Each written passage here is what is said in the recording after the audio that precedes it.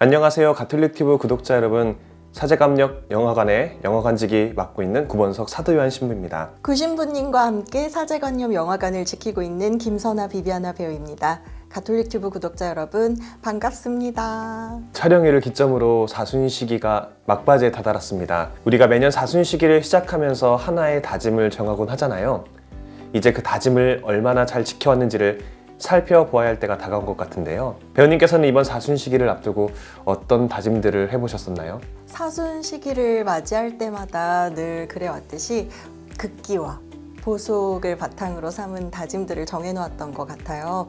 대표적으로 교회가 정한 금식과 금육을 지켜야 할 날을 잊지 않기 위해서 나름 애를 썼던 것 같고요. 또 누군가와 나 스스로를 비교하거나 경쟁하지 않기 위해서 평소보다 주님께 더 의지하면서 기도를 바쳤던 기억도 있고요. 그 밖에 환경을 생각해서 소비를 줄이는 습관을 들이고 음식물 쓰레기를 무엇보다도 이렇게 줄이는 노력을 많이 기울였던 것 같습니다. 말씀을 들어보니까 배우님께서 이번 사순시기를 정말 알차게 보내신 것 같은데요. 이 배우님 말씀을 들으며 저는 이 사순시기의 의미를 실천적 차원에서 다시금 살펴보게 되는 것 같습니다. 특히 우리는 왜 사순시기만 되면 반복적으로 사순의 의미를 되새기며 극기와 보속에 힘을 쏟는지에 대해 생각해 보게 되었는데요. 전례력 안에서 어떤 시기가 반복된다는 것은 우리의 기억 속에 각인되게 하기 위함이라는 생각이 들었습니다. 매년 찾아오는 사순시기를 알차고 의미 있게 보내기 위해 여러 다짐들을 하고 나름의 노력을 기울이지만 그 다음에 찾아오는 사순시기에 이전과 달라지지 않은 모습으로 달라지지 않은 다짐을 하는 우리 모습을 보게 되잖아요. 매번 다르지 않은 내용뿐인 제 고해성사처럼요. 맞습니다. 그런데 신앙 안에서 벌어지는 그러한 반복이 쉽게 달라지지 않고 또 금세 까먹고 마는 인간의 한계를 여실히 보여주면서도 또 한편으로는 하나의 은총처럼 느껴지기도 해요. 인간이 지닌 기억의 한계를 존중해 주시고 또 단박에 새로이 거듭나는 것이 불가능한 우리의 실존적 한계를 껴안아주시는 주님의 은총이 반복되는 전례력과 또 반복적으로 이루어지는 성사를 통해서 느낄 수 있게 되는 것 같거든요. 이전까지는 제대로 생각해보지 않은 지점을 아주 깊숙하게 구체적으로 짚어주시는 것 같은데요. 아마도 오늘의 영화를 극적으로 소개하려는 신부님의 의도가 담겨 있겠죠? 네, 맞습니다. 이 기억에 관한 이야기를 담고 있는 영화죠. 오늘 사제관 옆 영화관에서 상영할 작품은 크리스토퍼 놀란 감독의 초기작인 메멘토입니다. 이번 영화도 배우님께서 선정한 만큼 영화의 이야기에 대한 소개 부탁드리도록 하겠습니다. 영화는 단기 기억 상실증을 앓고 있는 주인공 레너드의 이야기를 다룹니다. 강도에게 아내가 나쁜 짓을 당하고 자신은 그때 입은 부상으로 10분마다 기억이 사라지는 단기 기억 상실증에 걸린 주인공이 자신의 기억을 대신할 정보를 새긴 사진과 메모, 문신에 의존하여 복수를 감행합니다. 간단히 말해서 영화 메멘토의 이야기는 기억하는 능력에 손상을 입은 남자가 기록하는 행위를 바탕으로 자신의 과거를 되찾으려는 이야기다라고 할 수 있습니다. 따라서 영화는 레너드의 처지로부터 다음의 질문을 관객에게 던지는데요. 우리에게 당연하게 여겨지던 기억하는 능력이 더 이상 당연한 것이 아니게 되었을 때 기록하는 행위는 기억하는 능력을 대체할 수 있을까? 즉, 기억을 기록으로 대체하려는 영화의 설정은 그리고 주인공의 시도는 과연 성공할 것인가? 또는 그것은 애초에 성공할 수 있는 종류의 일인가? 영화는 피로 뒤덮인 살인 현장을 촬영한 폴라로이드 사진을 비추면서 시작됩니다. 주인공 레너드가 그 사진을 들고 있고요. 그런데 레너드의 손에 들린 사진은 흔들수록, 시간이 흐를수록 점점 더 옅어지는데요. 촬영된 장면을 거꾸로 재생한 것인데요.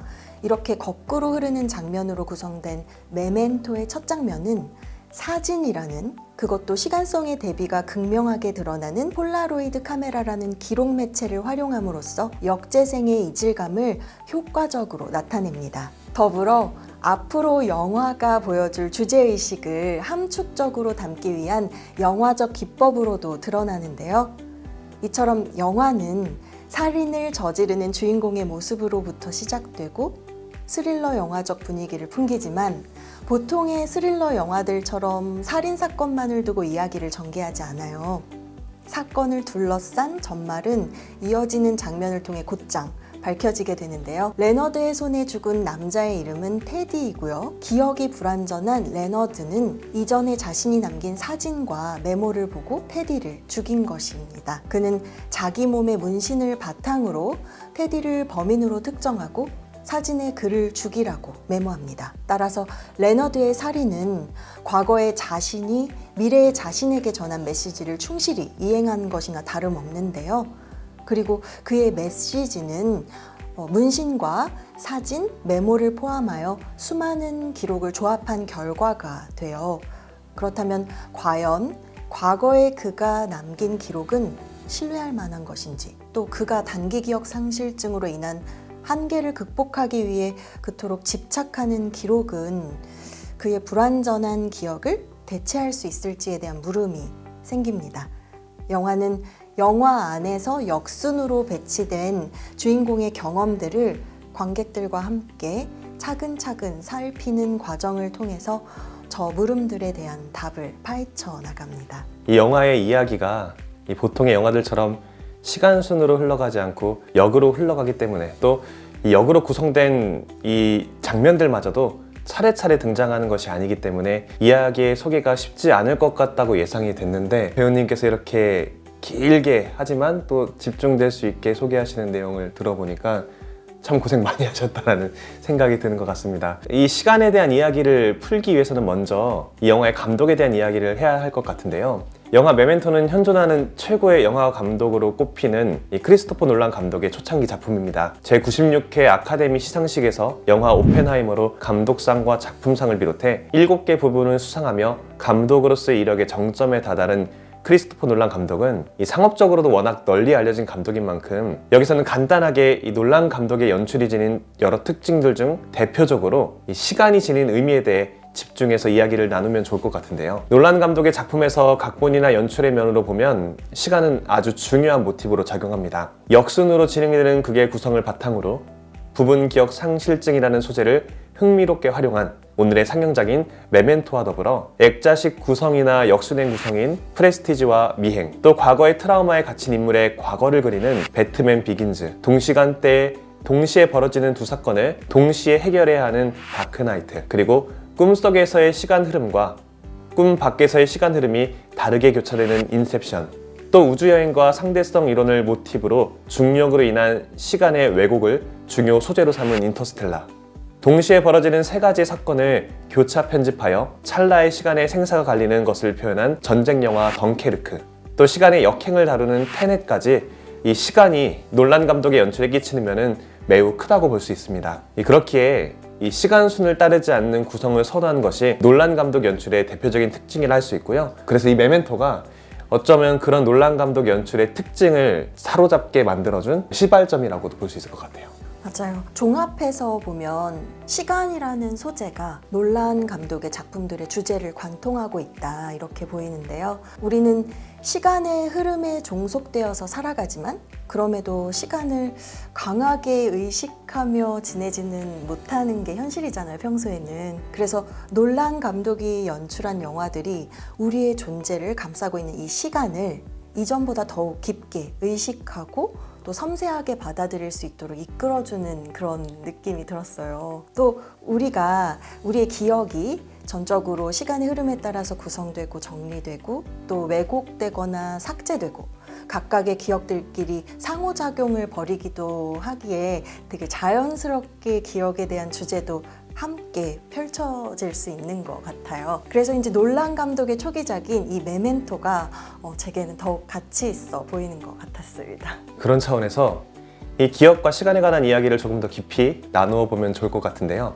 영화 메멘토는 기억을 잃어감과 동시에 만들어가는 레너드라는 인물을 중심으로 그의 과거에 대한 기억과 그의 현재에 대한 사실 간의 끝없는 충돌을 보여주는 영화를 할 수 있습니다. 이때 영화는 복잡하고 다양하게 엉켜있는 우리의 기억처럼 레너드가 경험한 시간의 흐름을 인위적으로 분리하고 또 임의적으로 재배치함으로써 시간의 흐름 속에서 인간이라는 존재가 가지는 기억의 불완전성을 보여주는데요. 이를 통해 관객은 자신의 기억뿐만 아니라 자신이라는 존재에 대한 신뢰를 잃어가는 레너드의 병리적 상태에 몰입할 수 있을 뿐만 아니라 그 과정에서도 메모와 사진, 문신으로 마지막까지 기억을 축적하고 호출하고자 하는 한 사람의 능동성에 스며들 수 있게 됩니다. 쉽게 말해서 레너드가 보이는 극적인 그런 모습들이 사실 우리가 일상 안에서 우리의 기억을 부여잡고 버리고 있는 모습과 크게 다르지 않다는 것이잖아요. 지금 벌이는 행동이나 앞으로 해야 할 일을 계획할 때 우리는 분명 과거의 경험을 토대로 쌓은 기억에 영향을 받게 되니까요. 기억에 의지할 수밖에 없는 우리네 처지와 또 시간에 종속될 수밖에 없는 이 기억의 한계를 영화 메멘토가 주인공 레너드가 앓는 그 부분 기억 상실증이라는 소재를 통해서 재미있고 흥미롭고 유쾌하게 풀어내는 것 같다, 이런 생각이 들어요. 저는 이 대목에서 우리가 미사성자 안에서 듣게 되는 너희는 나를 기억하여 이를 행하여라 라는 구문이 떠올랐는데요. 최후의 만찬 때 제자들과 포도주를 나누던 예수님의 말씀을 이 미사성자 안에서 사제가 포도주를 축성할 때 재현하며 읽게 되는 구문이죠. 처음에 언급했던 것처럼 지금 우리가 신앙 안에서 마주하는 전례력이나 성사 같은 것들은 기억과 밀접한 관련이 있다 볼 수 있습니다. 즉 우리 교회가 오랜 시간 품어온 성정과 성사는 예수님의 말씀과 행적, 그 안에 담긴 가르침 등을 과거의 사건 안에만 가두지 않고 시간과 공간의 구애를 받지 않으며 언제 어디서든 생생하게 받아들이기 위한 노력의 일환이라는 것인데요. 우리 인간이 처한 한계를 넘어서서 하느님의 뜻을 받아들이고 실천하고자 하는 의지라는 것입니다. 신부님 말씀을 듣고 보니까 영화 안에서 주인공 레너드가 이렇게 보이고 있는 고군분투? 무엇이 진실이고 사실인지, 또 어떤 지점에서 자신의 기억이 왜곡되거나 잘못 구성되었는지를 밝혀내려는 모습이 영화 속 이야기 안에서 그치지 않고 지금의 제가 처한 현실과 맞닿아서 다가오는 것 같아요. 특히 신앙인으로서 갖게 되는 어려움들을 이겨내기 위해 애쓰는 모습과 일맥상통해 있다, 이렇게 보여집니다. 지난 사순시기 때의 다짐이 이 시간의 흐름에 따라 온데간데 없이 사라지고, 또 지난달에 보았던 고해성사 내용과 이번 달에 보는 고해성사 내용이 전혀 달라지지 않았으며, 또 주일이라는 시간으로부터 벗어나거나 교회라는 공간으로부터 멀어지게 되면 너무나 자연스럽게 신앙인으로서의 자각이 흐려지는 모습을 보이는 우리에게 이 반복적으로 찾아오는 전례력 속 여러 시기들, 또 고해성사처럼 주기적으로 드려야 하는 성사 활동 등이 이 영화 맞물려 보면 주님의 은총임을 깨닫게 되는데요. 또 한편으로는 그것을 은총으로 여기지 못하거나 은총임을 인지하면서도 은총처럼 받아들이지 못하는 우리네 모습 또한 고민하게 되는 것 같습니다. 결정적 한 장면과 한 줄 평을 나누는 시간입니다. 먼저 신부님께서 뽑은 영화 메멘토 속 결정적 한 장면은 어떤 장면일까요? 이 영화가 워낙 반전으로 유명한 작품이잖아요. 그래서 스포일러에 대한 주의를 기울여야 할 필요가 있을 것 같은데요. 그래서 저는 스포일러가 되는 장면을 좀 염두에 두면서 장면 대신 장면 속 대사를 좀 우선적으로 언급하고 싶습니다. 이 영화의 마지막 장면 속 주인공 레너드의 대사인데요. 내 마음 밖의 세상을 믿어야 한다. 기억은 못할지라도 눈을 감고 있어도 세상은 존재한다는 걸 믿어야 한다. 현재의 나를 알려면 기억이 필요하다. 나도 마찬가지다. 나는 지금 어디에 있지? 이미 기억이 된 과거와 또 기억이 되어가고 있는 현재 사이에서 자기 자신의 존재에 대한 의문을 확신으로 바꾸게 되는 레너드가 던지는 대사인데요. 우리 자신이 기억에 전적으로 의존하며 살아가는 존재임을 인정함과 동시에 그러한 기억이 언제나 사실만을 담지하지 못하다는 현실을 받아들일 수 있을 때 오히려 우리가 진실에 가까운 삶을 살아갈 수 있게 된다는 점을 일깨우는 대사입니다. 한계를 명확히 인식하고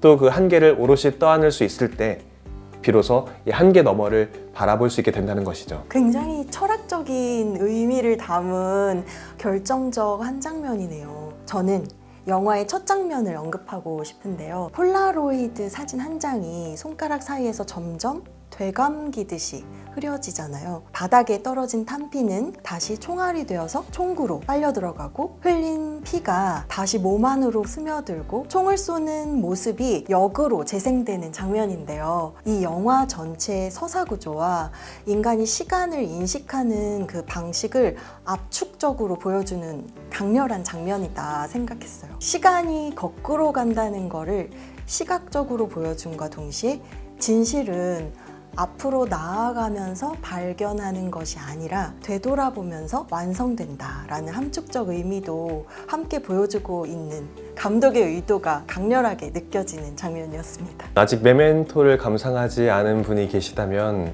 우리 선아 배우님께서 들려주신 메멘토의 첫 장면의 묘사를 듣는 것만으로도 이 영화가 보고 싶어질 것 같다는 생각이 들었어요. 마지막으로 한 줄 평을 나누어 보면 좋겠는데요. 배우님께서는 영화 메멘토 한 줄 평을 어떻게 요약해 보실 것인가요? 미로가 된 세상을 향해 열려있는 창문으로 하겠습니다. 프랑스의 영화 비평가 앙드레 바쟁이 영화란 무엇인가에 대한 대답으로 세상을 향해 열려있는 창이다 이렇게 말했었는데요. 이를 인용해서 비유적인 표현을 해보았습니다. 주인공 레너드가 단기 기억 상실로 인해서 시간 속에서 헤매는 장면들이 거대한 미로 속에 놓여진 작은 창문을 통해서 계속 그 시간을 드나드는 시간 여행자의 모습으로 보여졌어요. 레너드의 관점에서는 이 세상이라는 바깥을 향해 열려있는 창문이 이 영화의 제목이기도 한 메멘토 그 자체이지 않나 하는 생각을 담아 만든 한 줄평입니다. 굉장히 전문적인 한 줄 평을 남겨주셔서 제가 좀 주눅이 드는 것 같은데요.